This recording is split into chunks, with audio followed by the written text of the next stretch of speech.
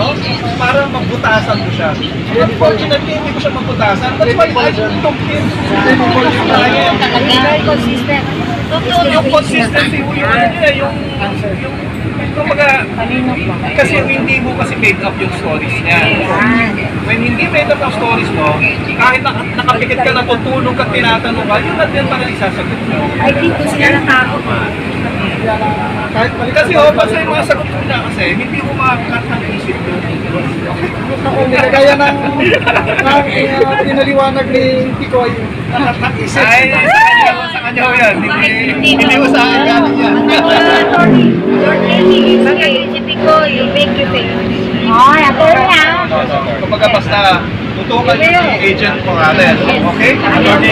Message na lang po sa family. Rest assured po. Tabi kayo doon sa pamilya. Oh. Sa buong lahat naman. Yes. So, rest assured po, high spirits yung si Agent Morales, no? Lalo na nandiyan kayo. Kaya pakisabi na lang po, attorney, kumbaga, masaya siya. Pero nakapasok ka sir doon sa baba? Nakapasok kayo sa baba? Abogado siya eh. Ang counsel po kasi ni Agent, I mean, any counsel naman, 24/7, pwede mong pumasok yan.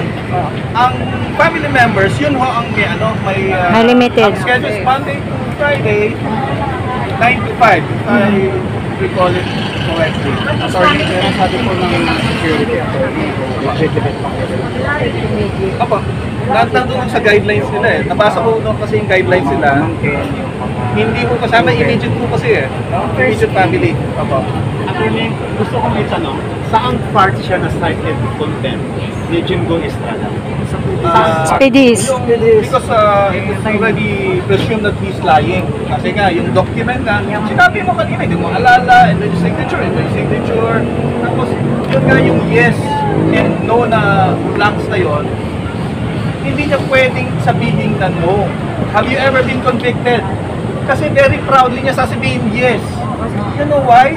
Because he was acquitted. So can they find out who altered those forms? We will get to that later. No? Pero kung ba, first things first po, i-produce muna yung yung original na PBS niya, kasi doon mo naman makikita eh. Do you think Bidea will produce it? Hindi naman yung pwedeng hindi nila i-produce yun eh. Pag-sinumplay Kasi, oo. Makita nila. Kailangan mo pero nakita ng taong bayan is mas naunang na-side contempsic yung Picoy. Tapos sinunod si Agent Morales. So parang nakakapag-isip tuloy kami mga taong bayan na parang bumanti lang ba siya dahil na-side in contempt ni Senator De La Rosa si Picoy. That I cannot comment po, no? Kasi ano po yun eh, let's leave it up to the wisdom of the good Senator Jimgo Estrada. Siguro siya po yung the best person to answer that. Yes. Pero yan po yung nakikita ng taong bayan. Yan po yung may kanya-kanyang opinion. Yan po yung kumbaga,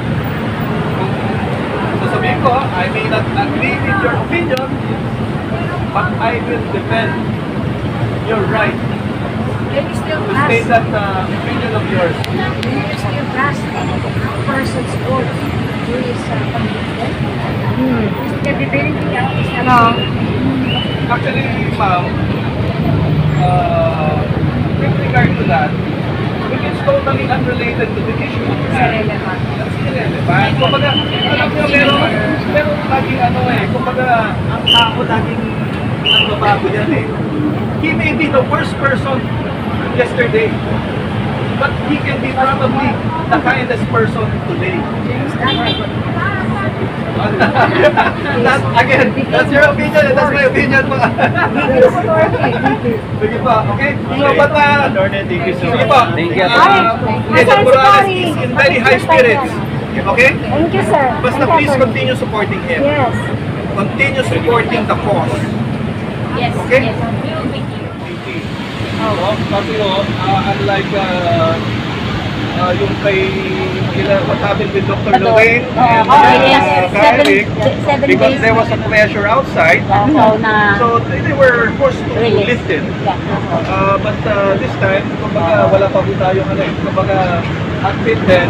Kaya din po Mag-stay muna si Agent Morales dyan.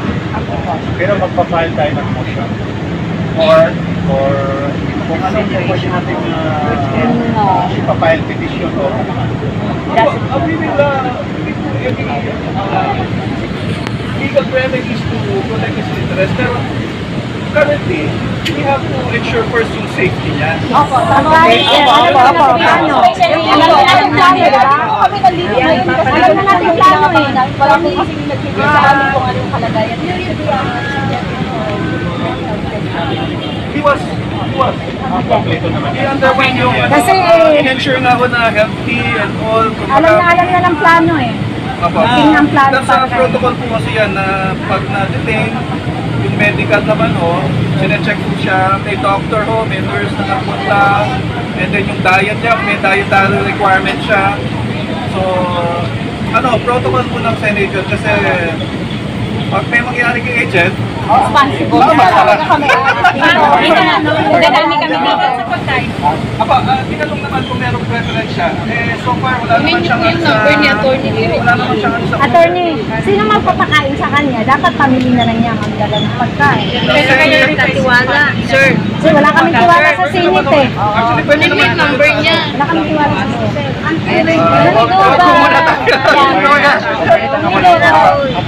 May possible po ba na mapaaga ulit po? Meron. Pero po, basta, what the good thing about it is, hindi pa po tapos ang hearing. It was only suspended. Yes. Yes. So far, so good. Kumbaga, patapos ang laban.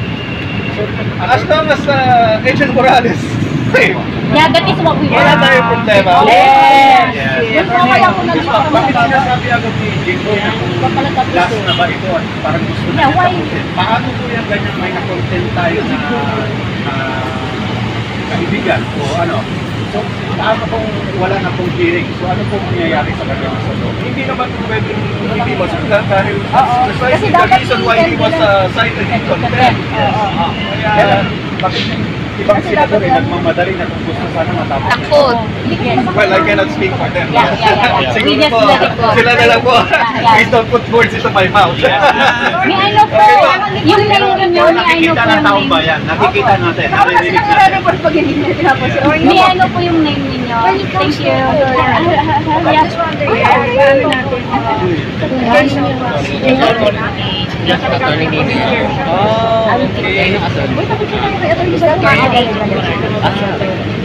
Na magpunta ko na mag-share.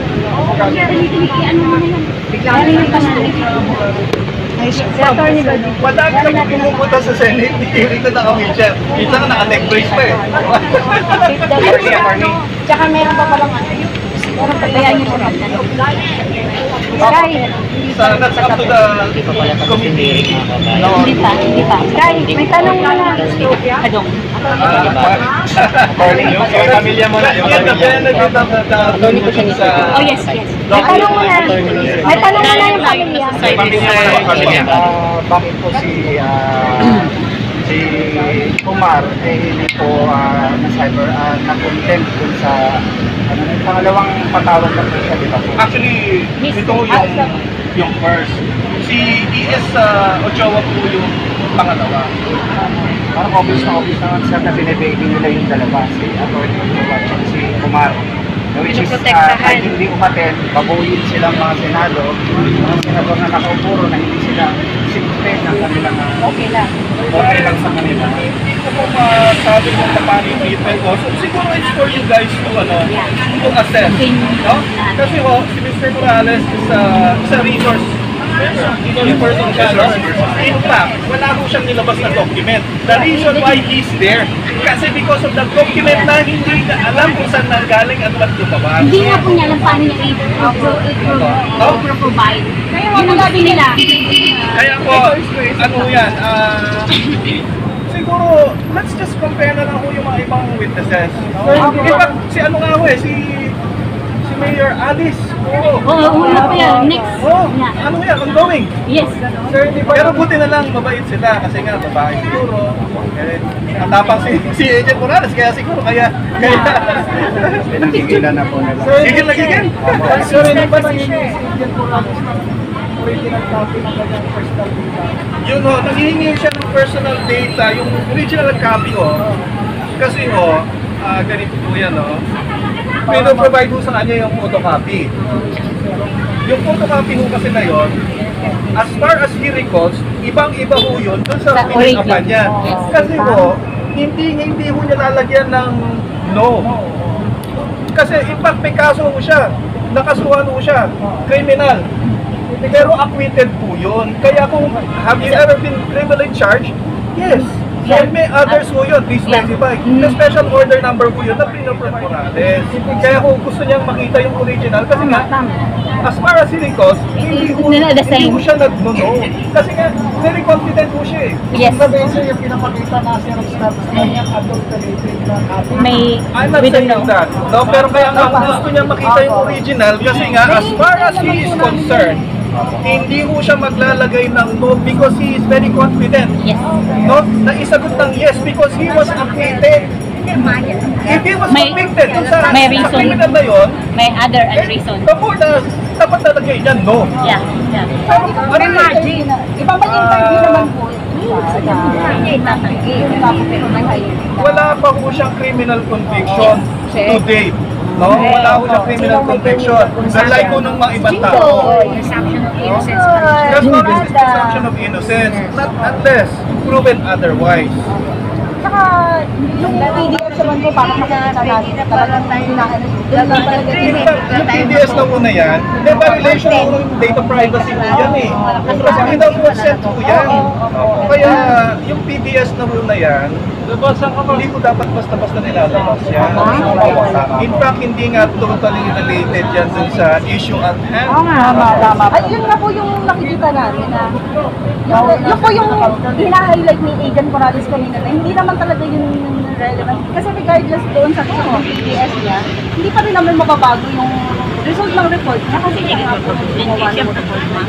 As far as the document is concerned, no, the only one who can authenticate it is the one who made it. Yes, tama. And kaya ho siya nandyan. Kasi yung authenticate, yes, totoo ho yung document niya. Kasi pinirmahan niya eh. Truth. Ma'am, we are in the same position with Agent Morales. No? Sana ilabas na. In fact, gusto niya nang ilabas yun para matapos na ang bagyo sa buhay niya to. Complicated na siya. Masyado ko siyang nahirapan dito sa case na to eh. Kasi na-permission ko siya. Whoever is keeping, who is in possession of that document, Hopefully, ilabas na ako. kahit sa social media po, para justify na. Kasi without the other evidences, medyo Bukas, nandiyan na yan. Kaya lang, Let's go. kaya lang kasi malabong maglabas yan. Hindi ko na-provide kanina yung original na PDS. What they're claiming is it's a certified true copy. No? But then again, Agent Morales is going up against the institution. So, pag ikaw institution, you can do anything. I'm not saying that the institution made anything unlawful. No, pero yun nga, siguro the best would be yung labas yung original PDS. And doon sa recruitment kasi ng PDEA, may minutes of the meeting yan ng recruitment. So tinatanong lahat po yan. May minutes po yan. Then it's all recorded. Kasi panel po yan eh. Panel. Recruitment din na. Kasi may minutes. So, may records. Kapag ilabas na yung records na yan, since they are the ones supposed to be keeping those or yung documents na yon, ilabas lang nila yan. Ano na eh. Kapag as far as Agent Morales is concerned naman, wala siya may lalabas na authentic documents. Custodian yan, who is handling all the Yung authentic documents na sinasabing yun yung nagpahamak sa kanya. Truth. Okay? Kasi yun, iniwan niya na lahat yun. 2012 pa ho yan. Yes po, tama. Okay? Pero sa katunayan mo sa yung mga documents pa basta magandang security. Intact pa yun, sir. Supposedly, especially government agency ho yan. Supposedly dapat intact ho lahat ng documents. Kasama po namin si Atty. Bado. Di ba? Pasok pa naman sa Pideya talaga yung kasalanan. Dito sa Pideya. provide protection kung talagang Sila sa mga ang ano mga document. ay dapat pinabas na request nila sa original document. Let's leave it to the wisdom of the chairman, no? Na para i-subpoena po yung documents na yun, yung original documents. Pero wala ko, sorry, kasi the way I see it, it has been pulled out. So whoever sees the original, masisip lahat. No, that's in relation to PIDEA leaks. Yes, po. Yung original ho, nasa PIDEA po yan. Yung PDS niya and the minutes of the meeting nung recruitment niya, nasa PIDEA po yan. Hindi mo pwedeng nawala naman yan. Okay? Pero bakit po kayo nakahingi kaya nakapagpakita si Dennis Senator Jinggoy ng copy ng PDS ng aming Okay. Truhen, which is bawal po na labag talaga sa batas yung ginawa Data niya. privacy. Okay na po. Data privacy. Yung agency that's in custody of that document, ang dapat matanong natin kung paano na-secure yung mga ganung documents. Kawawa naman kasi that is very unfair to the person. Siya ang nadali. Alam naman natin na ang binabangga ay napakalaking tapos mga buwan niya kailangan ay may count na pababa. Kaya nga very thankful, very appreciative po si Agent Morales. No? In fact, sa social media talaga. Alam niyo ba kanina ang pag-drive namin sa lahat ng mga OFW sabi Thank you. Okay? He's in high spirits. Yes. Pray for him and supporting him. Okay? If the going gets tough, wala na dito. Basta ho, do what